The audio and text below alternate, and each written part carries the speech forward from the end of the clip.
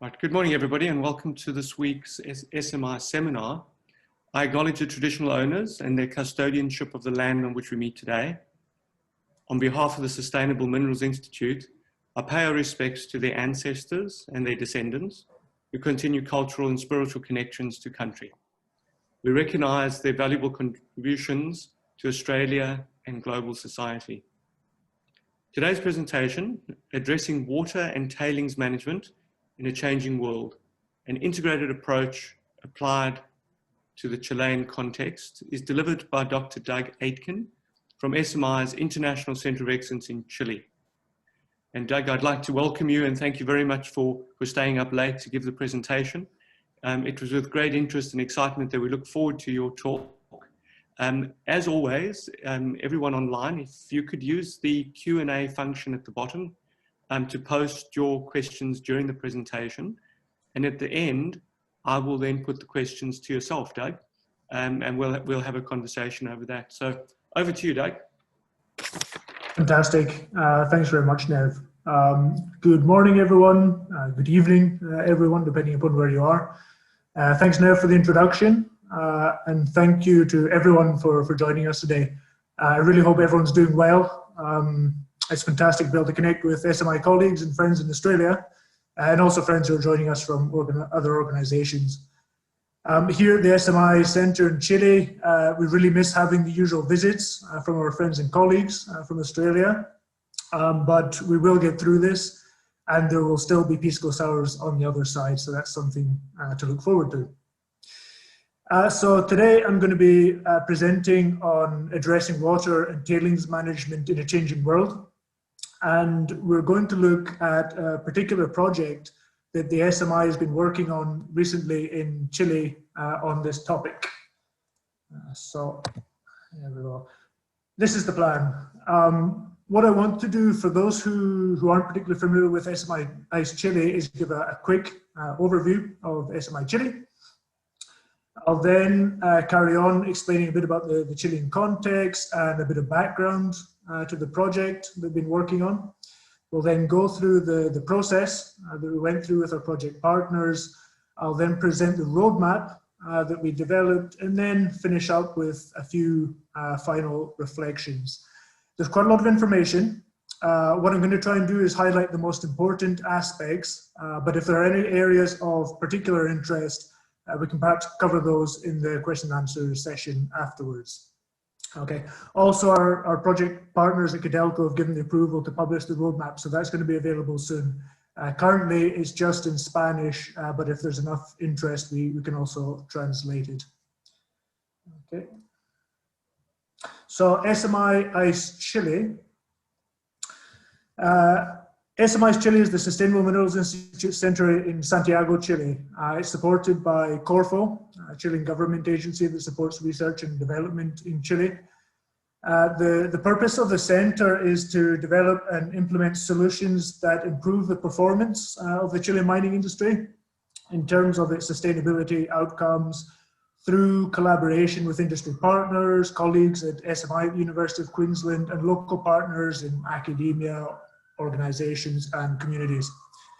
The center officially began about 6 years ago, but due to a variety of factors, it only really got started in 2017. And here are a few photos of the inauguration in 2017. It's also when I started at the center towards the end. When I started, we were 5 people, most of which started around that kind of time. We had 0 industry-funded projects. There was lots of enthusiasm, clearly a lot of potential, but a very hard road ahead. Now the situation is quite different. So these are all our staff members here. There's 20 of us now, and we look a bit like a cult in this picture, I think, but that's because we're so proud of representing the University of Queensland. We have many different projects ongoing at the moment. We've completed quite a few different projects over the past couple of years. We're working with a wide variety of companies and organizations, and I put some of the logos of these different companies here that you'll recognize. In the center, we work on many different areas related to improving production efficiency and mining, recovering greater value, tailings management, water management, social performance, many different areas. And getting to this stage has really been, is a testament to the long-term vision of SMI, the university, and the immense amount of hard work at all levels. And it wouldn't have been possible without the hard work and the support of our colleagues at SMI at the University of Queensland. So here is a list of our colleagues that have supported us over the past few years. And I would also just like to highlight those who have worked on the project that I'm going to present today too. So thanks very much to all of you who have supported the centre and to get us to where we are. We greatly appreciate it at the centre. Okay, so what I want to do now is introduce the Chilean context and give a bit of background to the project. I know that quite a few of you will be quite well informed about Chile, and many of you will have worked in Chile also. But for those who haven't or not, I would just like to emphasize how important mining is to Chile. It is the world's largest copper producer, around 30% of the world's copper, produces a significant amount of molybdenum, silver, gold. In terms of the economy, it accounts for around 10% of the GDP, directly employs 3% of the population, and 9% indirectly. So economically, it's extremely important for the country. And that's recognized in Chile, but still society has a bit of an uneasy relationship with the mining industry. A lot of that comes down to the environmental impacts associated with mining. I've just put a list of a few key issues here that are also relevant to the project. The first one is water scarcity. The mining industry in Chile is not a huge user of water. It accounts for about 3 to 4% of water use, but it's really where the mining industry operates. So the majority of mines are up in Antofagasta in the far north, and also in the central north of Chile that are extremely arid zones with low rainfall. There are aquifers, but there are doubts as to the sustainable recharge rates of the aquifers. So extraction of aquifers is reducing. And there also exists other uses for agriculture, communities, these areas that tends to cause some conflict.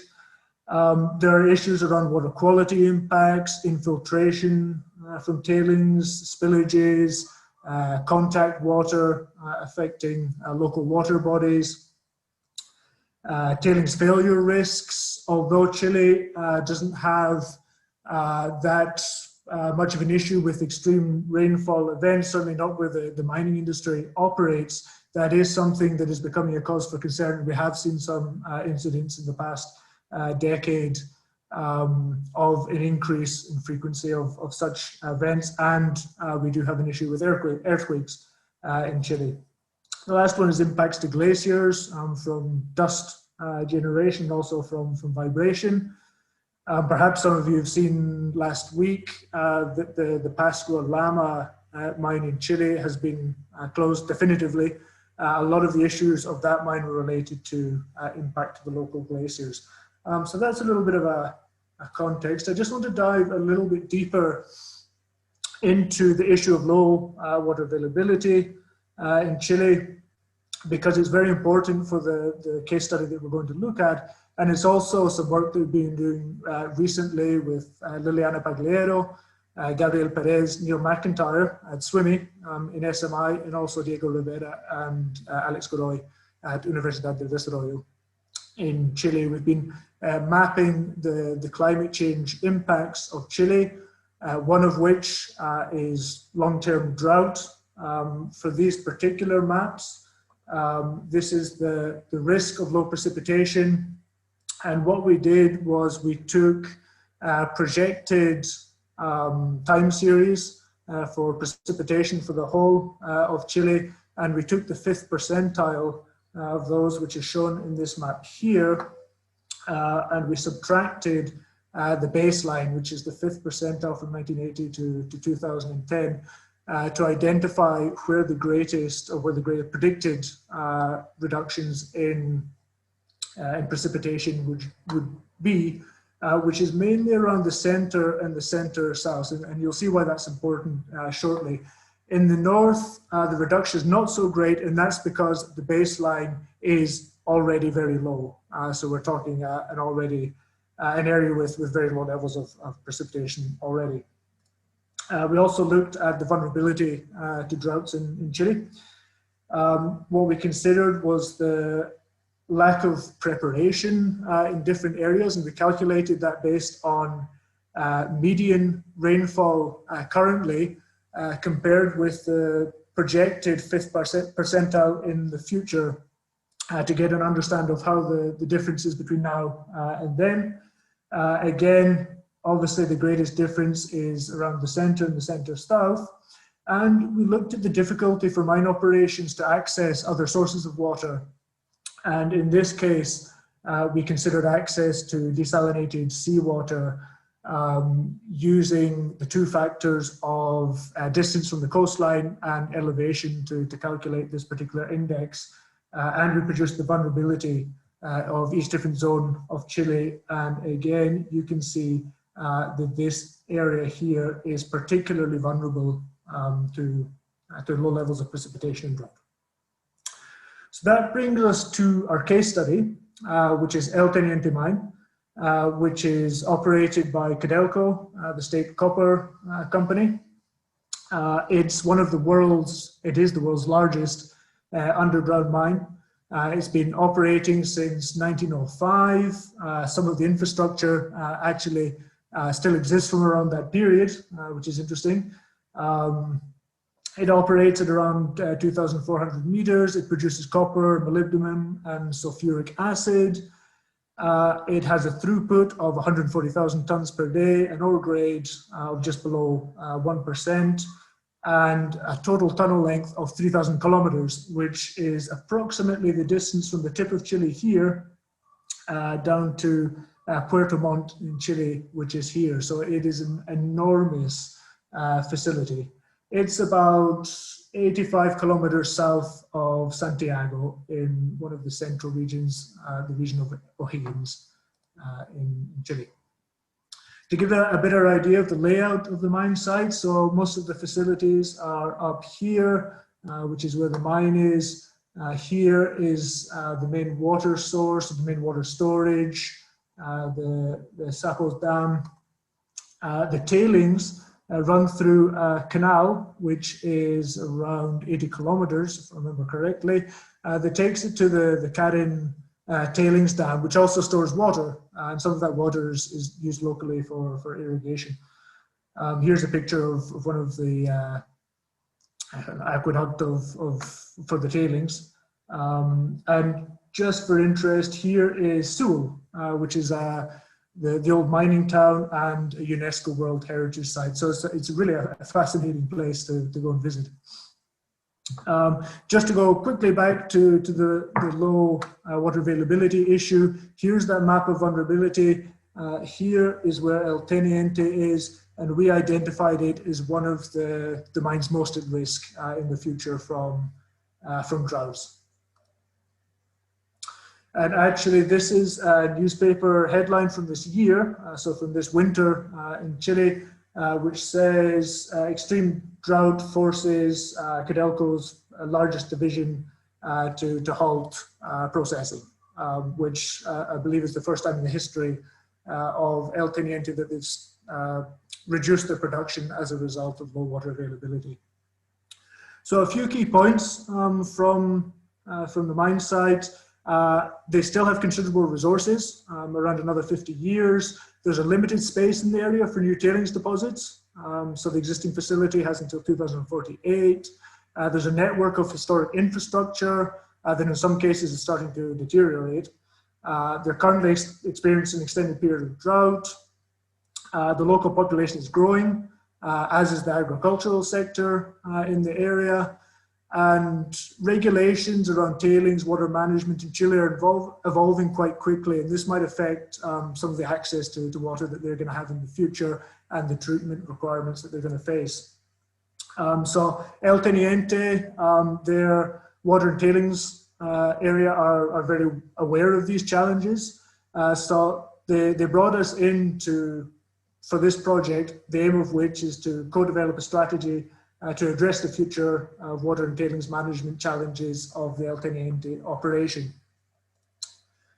The principal objectives of the project were, first of all, to identify the challenges, opportunities, and risks related to water and tailings management at El Teniente, identify the relevant global, national, and local trends, and compare some of the technologies and practices internationally that might affect water and tailings management in the future at the mine site, constructing future scenarios based on the evidence, the different trends, and consider the challenges, opportunities, and risk associated with those scenarios, and then to develop strategic water and tailings management plans to address those challenges.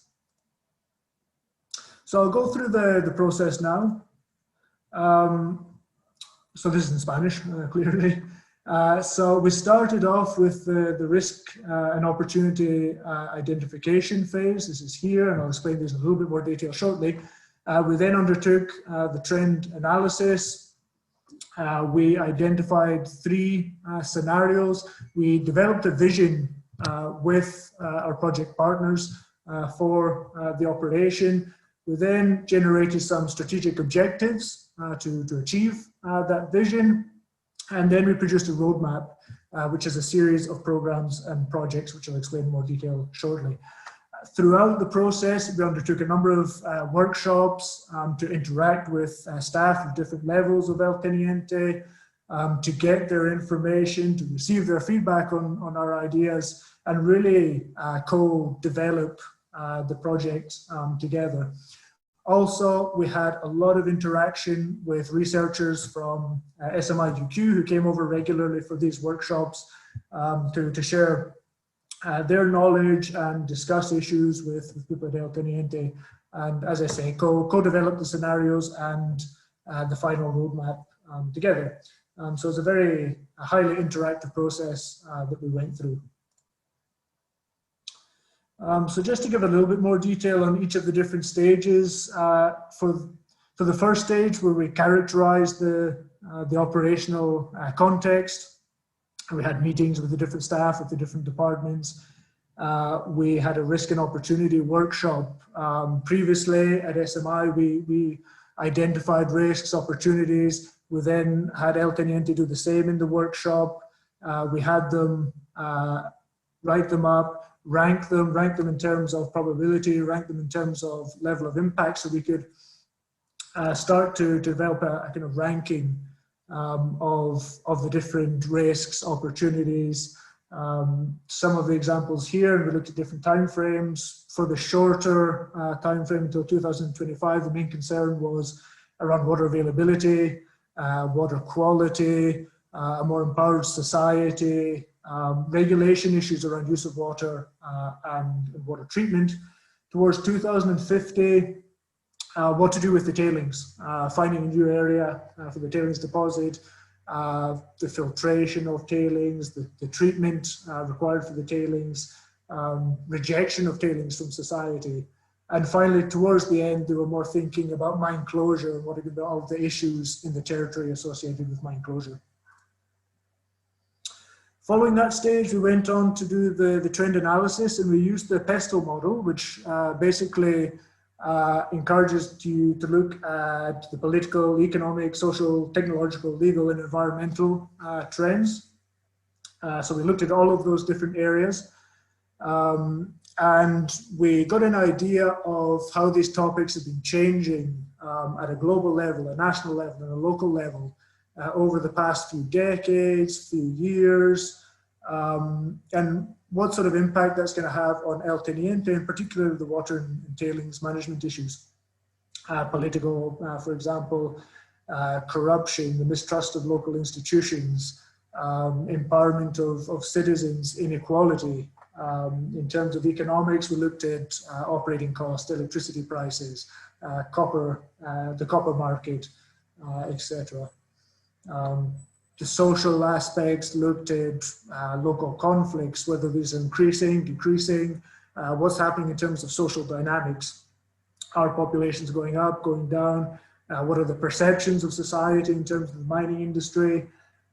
In the technological area, we looked at what sort of new technologies are possible to invest in for El Teniente now. What are the different trends internationally in terms of tailings management, filtration? In Chile, what's happening with water treatment, water consumption, etc. And for environmental, we looked at temperature changes, flow rates within the catchment, extreme precipitation events, what we expect to see in the future, and for legal, what's happening mainly nationally in terms of regulations. This is particularly important in Chile at the moment with the water codes, access to water, water rights, and we looked at some international trends as well, which is more important perhaps in terms of tailings management with some of the issues that we've seen for tailings recently. So we produced a report on that, and at the same time we also did a benchmarking study. Basically with this we looked at water management, tailings management and social performance. We looked at what the regulations are for each different area, what the international standards are. We looked at ICMM, some of the government standards. We looked at best industry practices. We looked at available technologies to achieve best practices, and we made the comparison between best practice, what's currently happening at El Teniente, and identified the challenges and opportunities associated with those. So again, we produced a report for that. With all of this work, we identified some critical variables to start building up the future scenarios. So we identified 14 critical variables that we felt were the most influential in terms of water and tailings management in the future. And we grouped these into socio-political, techno-economic, and climatic. So this was trust in mining industry, social conflict, copper prices, electricity prices, increase in the mean temperatures in the catchment, just to provide a few examples. What we then did to build up the scenarios was, first of all, we selected 3 scenarios. The first was a positive scenario, and we called that eco-innovation. This is one in which the world, different countries, nations, managed to agree on climate change targets and actually achieve the climate change targets. There's investment in green industry. There's growth in the circular economy, a happy place. The second one, business as usual, is what we expect based on the trend analysis that we did. Probably the world doesn't keep the mean average temperature to 1.5 degrees above the baseline, for example. There are some agreements, but it's not as good as the eco-innovation. And finally, the last one was the global instability, so effectively the pessimistic scenario, in which there are very few agreements. There's a drop in international trade, potentially civil wars, international wars. So those were the 3 that we chose. We provided initially a very high level characterization of each one, and then we undertook a workshop with our partners at El Teniente to fully characterize the different scenarios. And we did that with effectively a game in which we produced cards for each different critical variable, for each different scenario, and we gave them options to choose from in groups. And this was all based on the evidence that we had generated through our previous analysis. So we presented the information. We also provided fact sheets for them for each different area and each different critical variable. And in their groups, what they had to do was go through the different cards and select the one that they preferred. And then what we did afterwards was effectively take the average of all of those the results from the different groups.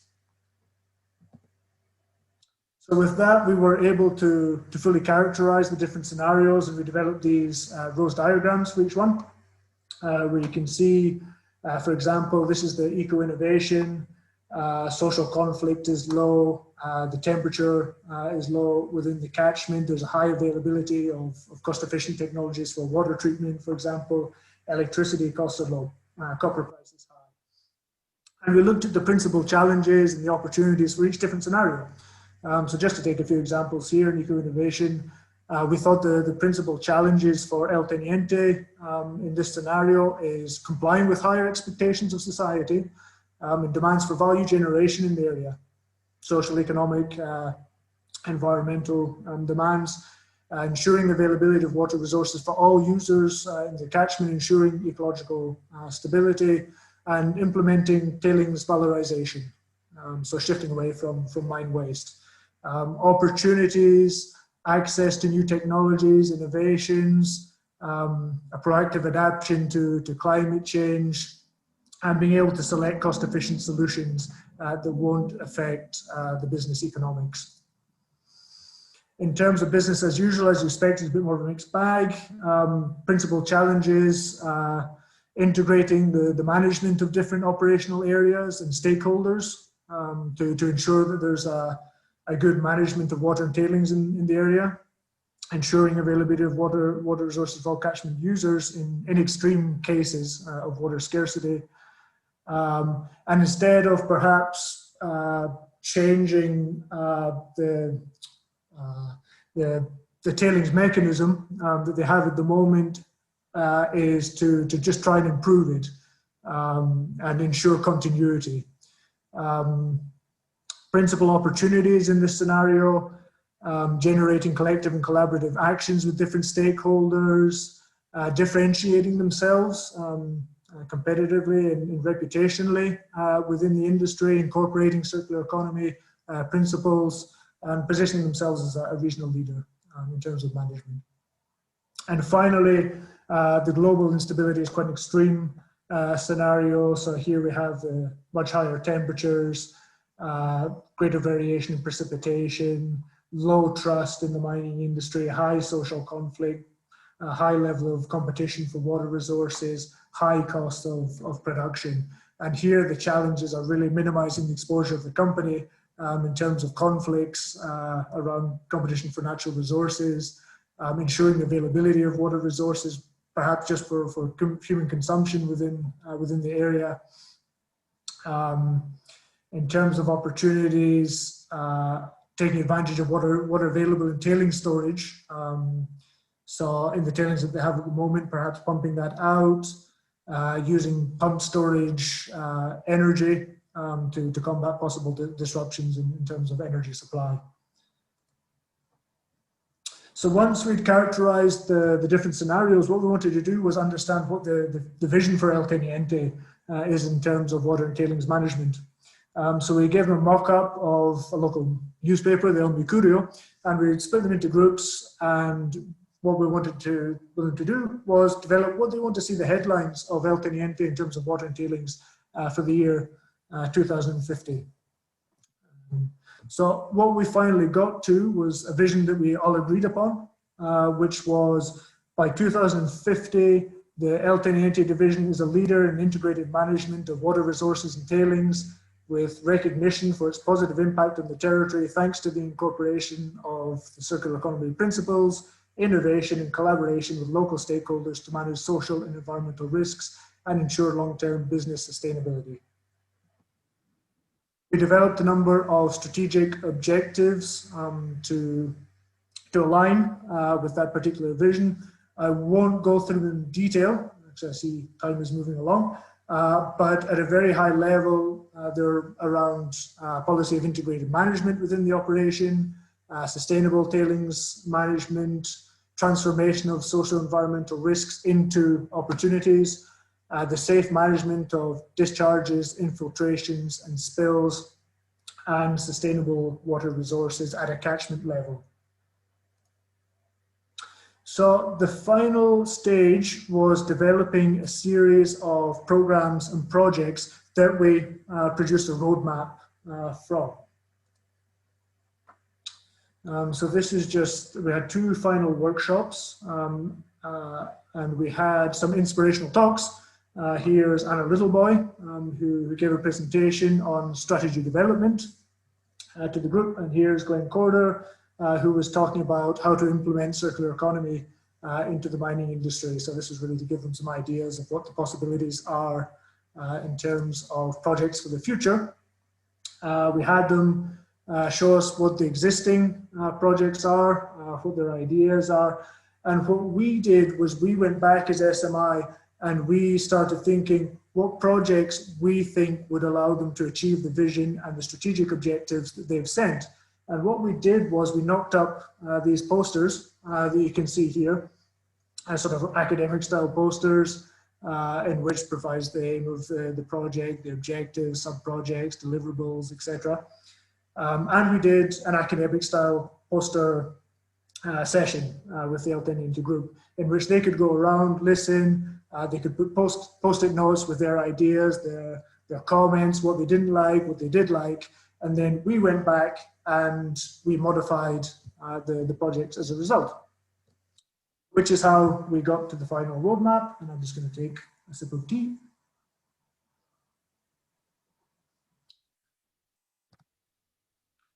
And so we produced the roadmap, which we actually have a hard copy of here, if you can see that. We can perhaps send some over to SMI in Australia shortly. Within the roadmap, we developed 3 different programs.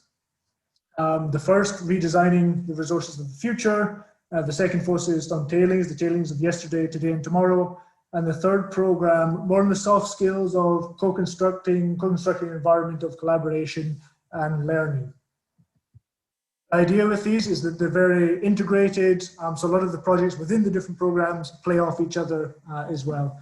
I'll go into a little bit of detail of the different projects, but not too much. So the first one within the water area is focused on reducing water demand, both in the operation, but also at a catchment level, working with different stakeholders, having monitoring programs to understand water flows, water quality within the catchment, developing data visualization, a platform for different stakeholders, including El Teniente, to look at issues within the catchment, to make better decisions, and work together to improve the water resource management within the catchment.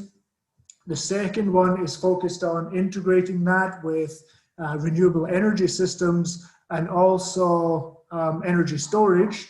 So using a lot of the facilities that are already in the catchment for pumped hydro storage, for example, and integrating other catchment users such as agriculture to ensure that everyone has access to energy and to water in the future.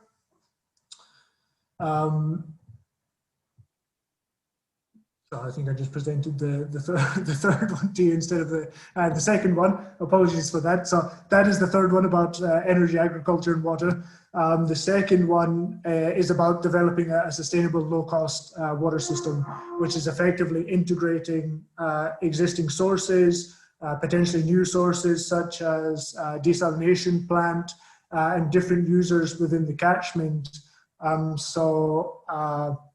There's effectively a mechanism for optimization of water depending upon availability from different sources. All right, present to the third one. Within the tailings program, the first project focuses on implementing and testing innovative technologies. First of all, on stabilizing and rehabilitating existing tailings on site. So using covers for tailings deposit through reprocessed tailings, micro encapsulation of tailings for inertization, live cover systems for remediation of existing sites, and remediation mechanisms for dealing with spills. The second one is encouraging moving towards reducing the amount of tailings with a series, again, of testing different technologies at a pilot scale, such as pre-concentration of ore, coarse particle processing or flotation, tailings classification, etc. This is very high level. What we did in the roadmap was we could put these into detail, where they should be in the timeline for El Teniente if they were to proceed with these different projects. The third project encourages moving towards zero tailings, which is one of the parts of the vision for El Teniente. And that's really focused now on developing the capabilities in El Teniente to work in an integrated manner within the tailings area, developing technologies to predict future tailings conditions, looking at different options for utilizing tailings in the future instead of just putting them into a traditional tailings facility. The final program is the projects. The first one is focused on constructing capabilities for integration and collective learning within the operation, but also outside of the operation.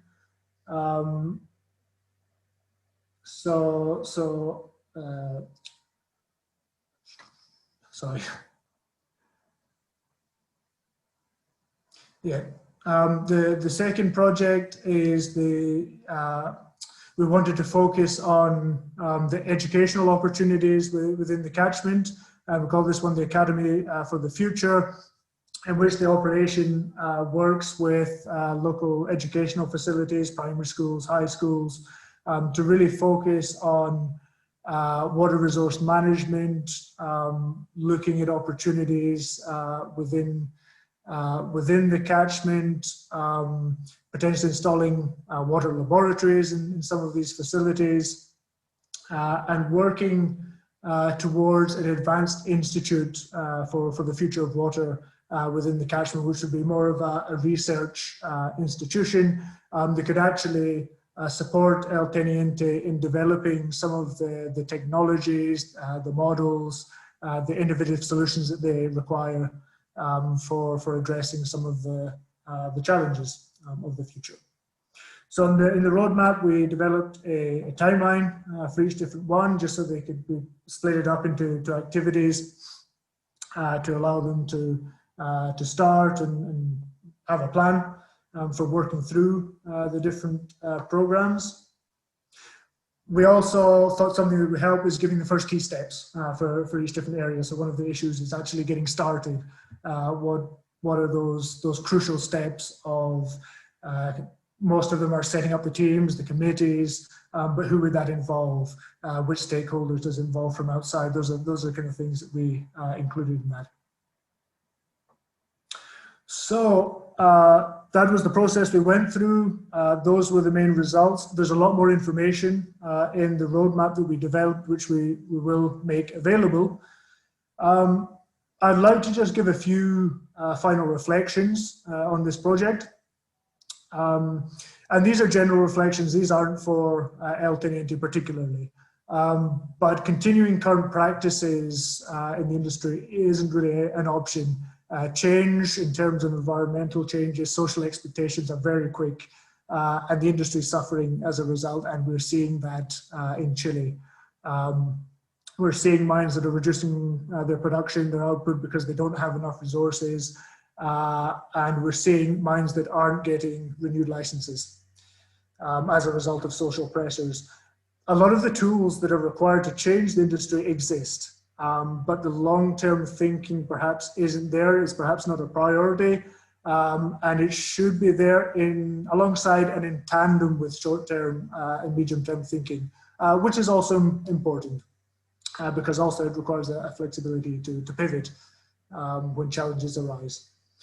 The enthusiasm and willingness is there, and we saw that through the project at all levels, but this needs to be encouraged throughout the industry. It needs to be integrated, the conversations need to be encouraged, and we need leadership that makes change a priority, and that cuts across the traditional disciplines of the industry. The untapped opportunities are enormous, and particularly around developing collaborative initiatives within catchments with different stakeholders, with the agricultural industry, with educational facilities, etc., to develop resilience, share infrastructure. There are a lot of opportunities there. What we did basically is the easy part, the strategy planning. Getting started is really difficult, but the rewards will be huge for El Teniente and also for any other operations that go through this sort of process and actually make these innovative long-term changes. It's a short-term, long-term issue. Costs will be pretty high on the short term for investing in these sorts of initiatives, but long-term return on the investment will be extremely high. So to finish off, I'd just like to acknowledge CODELCO and El Teniente for funding the project and for their involvement throughout the project. It was fantastic. We learned a lot and we enjoyed working with those guys. Our friends and colleagues at SMI-ICE-Chile for the support throughout the project and the participation in each of the stages, and also the team members at SMI-Chile who were fantastic. A lot of hard work and planning and execution of the project, so greatly appreciated. So thank you. I do have a video, Nev, if it's 5 minutes. Is it possible to show the video? Doug, we've got 15 minutes for questions, so if you want to take up 5 of those quickly for the video, I think that should be fine. Yes. Yeah, okay. Okay, excellent, thank you. So, let me see. El mundo está experimentando cambios sociales y ambientales sin precedente en la historia. Si bien, algunos de estos cambios, como el desarrollo de nuevas tecnologías y una mayor y mejor conectividad, son generalmente positivos, otros, como el cambio climático y el deterioro de los ecosistemas, conllevan principalmente a impactos negativos. La división El Teniente de CODELCO, a través de su gerencia de tranques, relaves y recursos hídricos, GTRH, y con el apoyo técnico del Sustainable Minerals Institute, SMI, de la Universidad de Queensland, ha implementado un proceso de co-construcción de una estrategia de largo plazo que permite abordar los riesgos y oportunidades asociados a posibles escenarios futuros para la gestión de aguas y relaves de la operación.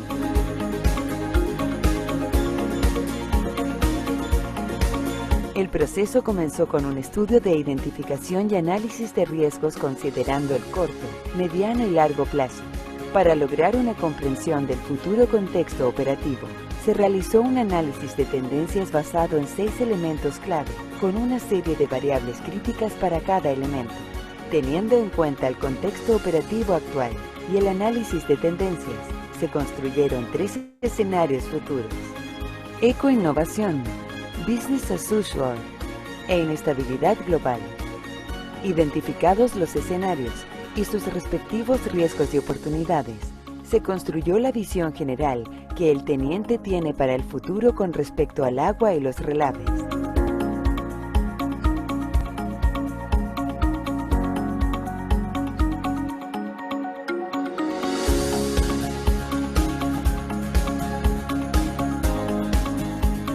Desde un debate colectivo se llegó a la siguiente visión.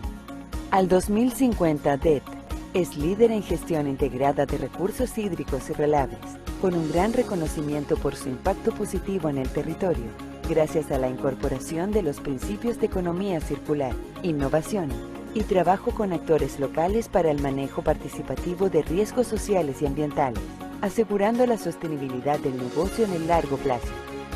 Consensuando la visión, se avanzó en la co-construcción de los objetivos estratégicos que dan cuenta de 5 aspectos claves que contribuyen a establecer una trayectoria de transición hacia la gestión integrada. 1. Política de manejo integrado. 2.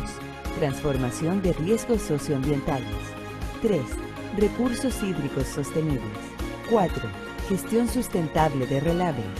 5. Manejo seguro de descargas, infiltraciones y derrames.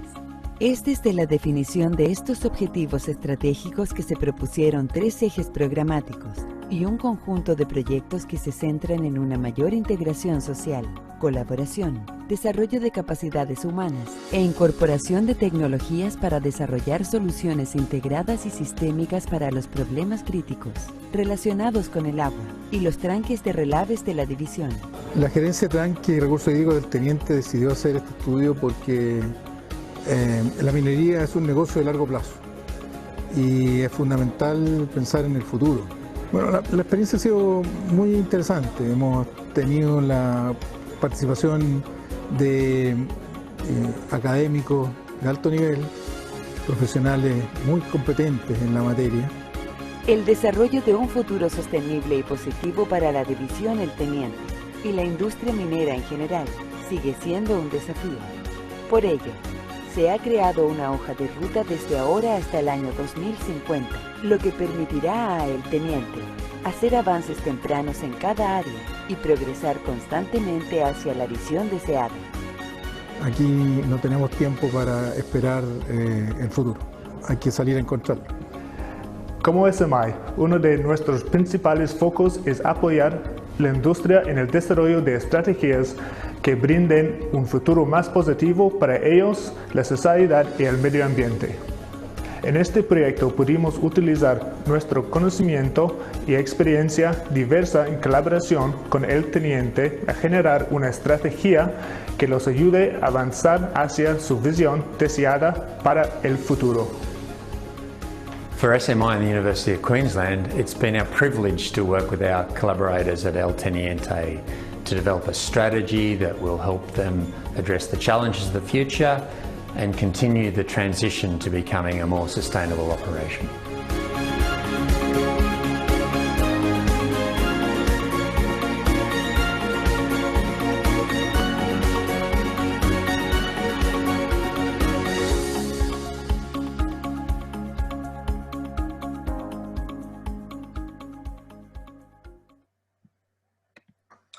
Okay, I'm going to stop sharing my screen now. There we go. All right, Doug, well, thank you very much for the presentation. Just a reminder to the participants, if you wouldn't mind putting your question and answers into the Q&A box. I see we have one in the chat, which I'll start with. But while I'm working through that question, if you have any others, please put them into the Q&A box. So Doug, I'm just going to read this out for you, and really great work and great to see such collaboration to get to this stage.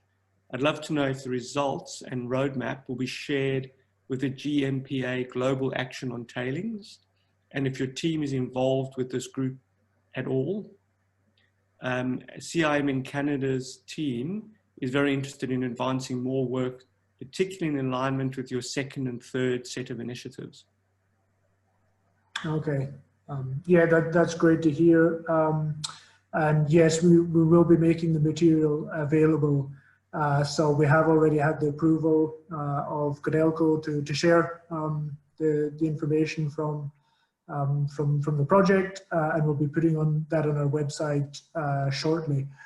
As mentioned, it's only in Spanish at the moment, but we can work through the translation of that, and we can make that available soon as well. The GMPA, I'm not sure I've come across, Nev. Should I have done? Yes, I think we've been quite involved as SMI through to Daniel Franks and Deanna Kim. So what we can do is we'll take that one offline, and we'll just come back to you on the details. And if anybody is really wanting any more information around that, they're welcome to contact me, and I'll put you in contact with the necessary people within SMI and UQ. All right, Doug, so the next question, great webinar. And the question is, do you think there are opportunities to apply this approach at other sites in Chile? Yes, absolutely. And well, first of all, it's a very flexible approach. It's an approach that can be modified according to the context. The idea is that we work through the design of the process with the project partners. effectively, I think all of the operations in Chile have some of the similar challenges to El Teniente, perhaps slightly different depending upon the location of the site and the local context. But yes, absolutely, this is something that can be applied elsewhere. And following the project, we've had a fair amount of interest also from other divisions in CODELCO and outside of CODELCO as well. Yeah, I would be so bold as to suggest it could be applied in multiple different contexts, and essentially it's the method that one can use to get teams at the different operations highlighting where those particular stress points are. So Doug, a very, very impressive piece of work. Rick, I don't know if you've got any questions. Yeah, I do. I was just going to put my hand up anyway. You're probably not going to like this question, Doug, but I was just interested in if you guys came up with any examples as you were discussing this of how El Teniente might get to zero tailings. Yes, that is something that we discussed intensively with El Teniente, and some people within the operation said, no, it's absolutely impossible. Others said, well, with the technologies that are available for at least for dewatering and then using the materials for other purposes, it should be. A lot of it is going to come down to what the opportunities are in the local context. If there are opportunities to reutilize some of the materials of the tailings, whether that's for construction, for road building. We're not talking very high value materials here. Generally, perhaps a proportion of that can be recovered in terms of other minerals of high value. And a part of it will also be, I mentioned ore sorting, for example, which is an emerging technology, which at least can reduce considerably the throughput through the mineral processing phases, and then obviously reduce final tailings generation.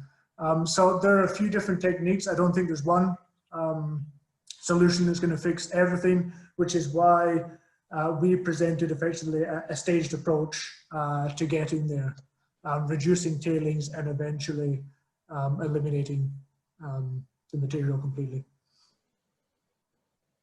All right, Doug, I think we've got time just for one more question, and really interested to hear from you in terms of what are the next steps. Do you have the opportunity to now reconnect with the team and just see what progress has been made in terms of the projects and how they're tracking? Sure. So we have kept in regular contact with El Teniente since we completed the project. It wasn't that long ago since we completed it. So I don't think they've had a huge amount of time to plan out, especially given the circumstances that we've had in Chile, one with the water issues and also with the pandemic that we have at the moment. But certainly we're aware that El Teniente are interested to push ahead with a number of the initiatives that we presented in the roadmap. So we will be continuing conversations with them. All right, Doug, well then, if there are no further questions, it's just up to me to thank you very much for the presentation. And it's fantastic having the team in Chile, and I do look forward to being in Chile again sometime soon in the future. And congratulations on a fantastic project and presentation. And please send our best wishes to the team in Chile. So, thanks, Doug. So next week, the seminar will be slightly different. And for those that were on last week's seminar, I gave the overview of what we'll be doing. Essentially, we will have a panel discussion, and the discussion will be on Dr. Gerardo Castillo's recently published book. The book is titled Local Experiences of Mining in Peru, Social and Spatial Transformations in the Andes. And on the panel, we'll have Professor Deanna Kemp and OceanaGold's Sharon Flynn. And then a dear friend of ours, Emeritus Professor David Brereton, will be coming back to host the duties as I'll be on leave next week. So I won't see you next week. I look forward to seeing the recording afterwards. And for those that have missed any of the weekly seminars, either on the Tuesday or the Friday JKMRC seminars, these can all be found on our website, and they are recorded, and you're welcome to go and have a look at them. If there are any questions or any connections that you'd like, please come through to us and we can put you in contact with the best people to answer your questions. So from me, thanks very much. Look forward to seeing you all in a couple of weeks' time. Cheers.